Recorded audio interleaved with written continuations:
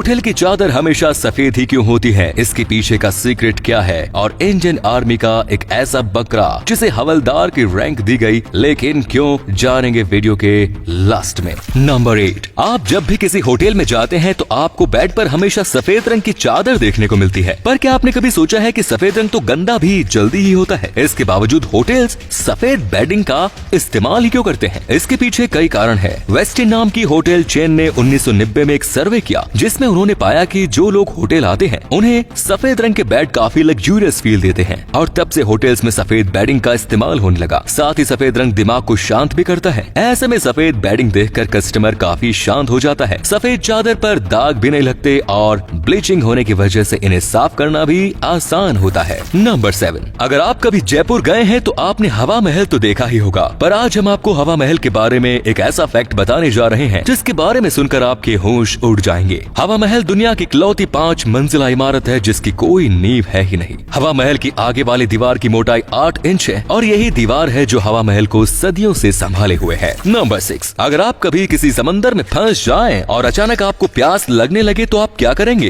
तो आप में से ज्यादातर लोग कहेंगे कि समंदर का पानी पी लें, पर समंदर के पानी में नमक काफी ज्यादा होता है जिसकी वजह से इसका पानी आपको डिहाइड्रेट कर देगा और ऐसे में आपका बच पाना काफी मुश्किल हो जाएगा। पर अगर आप समंदर में बर्फ ढूंढने में कामयाब रहे तो हो सकता है कि आपकी जान बच जाए। समंदर के पानी में जमी बर्फ में समंदर के पानी के मुकाबले 10 गुना कम नमक होता है, क्योंकि पानी में ज्यादा नमक पानी को जमने नहीं देता। ऐसे में बर्फ आपकी प्यास तो बुझा देगी, साथ ही आपको डिहाइड्रेट होने से भी बचाएगी। नंबर 5, पाकिस्तान के बारे में आपने काफी कुछ सुना होगा और पढ़ा होगा, तो अब अगर मैं आपसे पूछूं कि पाकिस्तान का नेशनल एनिमल कौन सा है, तो इसका जवाब आप में से ज्यादातर लोगों के पास नहीं होगा। पाकिस्तान के नेशनल एनिमल का नाम है मारखोर। मारखोर एक जंगली बकरा होता है जिसके नाम का मतलब होता है सांप खाने वाला। मारखोर सेंट्रल एशिया, काराकोरम और हिमालयन इलाकों में देखने को मिलता है, जिन्हें 2015 में लुप्त हो रही प्रजातियों में शामिल किया गया। नंबर 4, इंडियन ड्राइविंग लाइसेंस का तो आप इंडिया में तो इस्तेमाल करते ही हैं, पर क्या कभी आपने सोचा है कि इंडियन ड्राइविंग लाइसेंस को आप और कौन से देश में इस्तेमाल कर सकते हैं? आपको जानकर हैरानी होगी कि इंडियन ड्राइविंग लाइसेंस को अपने देश के अलावा 21 और दूसरे देशों में भी इस्तेमाल किया जा सकता है। इस लिस्ट में आप उन 21 देशों का नाम देख सकते हैं जिनमें आप इंडियन ड्राइविंग लाइसेंस का इस्तेमाल कर सकते हैं। इसमें यूएसए, ऑस्ट्रेलिया, साउथ अफ्रीका और न्यूजीलैंड जैसे बड़े देश भी हैं। शर्त इतनी है कि इन देशों में इंडियन ड्राइविंग लाइसेंस का इस्तेमाल करने के लिए उस पे दी गई डिटेल्स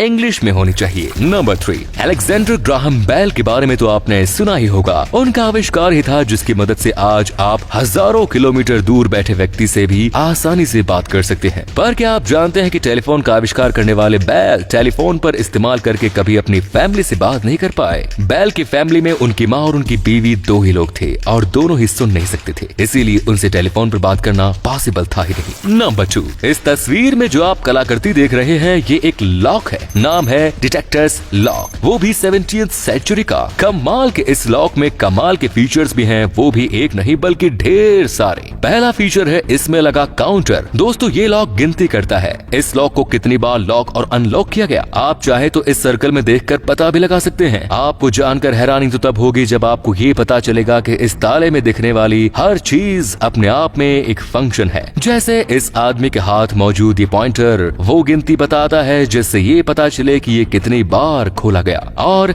इसका लेफ्ट शू जिसे ऊपर करके ही आपको चाबी का होल दिखाई देगा। वह इस लॉक को लॉक करने का फीचर भी कमाल का है जो इस आदमी की हेड को उठाते ही लग जाता है। इंग्लैंड के मशहूर इंजीनियर जॉन विकीज ने इसे साल 1680 में बनाया था, जो इस समय विक्टोरिया एंड अल्बर्ट म्यूजियम में रखा हुआ है। एंड द लास्ट, नंबर 1, क्या आपको पता है कि इंडियन आर्मी में एक हवलदार है जिसका नाम है मस्ताना, और ये मस्ताना सा नाम इस बकरे का है। आप यही सोच रहे हैं ना, एक बकरा वो भी हवलदार और वो भी भारतीय सेना का। जी हाँ, आपने सही सुना, ये कोई मामूली बकरा नहीं बल्कि बेहद अनोखा है जिसके पीछे की कहानी और भी अनोखी है। तो हुआ यूं कि साल 1965 में इंडिया पाक जंग के दौरान भारतीय सेना की एक टुकड़ी लैंड माइंस में जा फंसी। जमीन के नीचे बारूद था और सेना को ये रास्ता हर हाल में पार करना था, जिंदा या मुर्दा। तो तभी सभी जवानों ने भगवान से प्रार्थना की और भगवान ने इनकी प्रार्थना सुन भी ली। एक बकरे को भेजकर, जी हाँ, जो अचानक ही कहीं से इनके सामने आ गया और बिना किसी ब्लास्ट के इस माइन को पार कर गया। बस फिर क्या था, सेना की टुकड़ी ने इसके कदमों की नकल कर ली और उनकी जान बच गई। तब से इसका नाम रखा गया मस्ताना, जिसे भारतीय सेना में हवलदार का दर्जा भी दिया गया। हालांकि अभी असली मस्ताना तो इस दुनिया में नहीं है, लेकिन मस्ताना हवलदार की पोस्ट पर भर्ती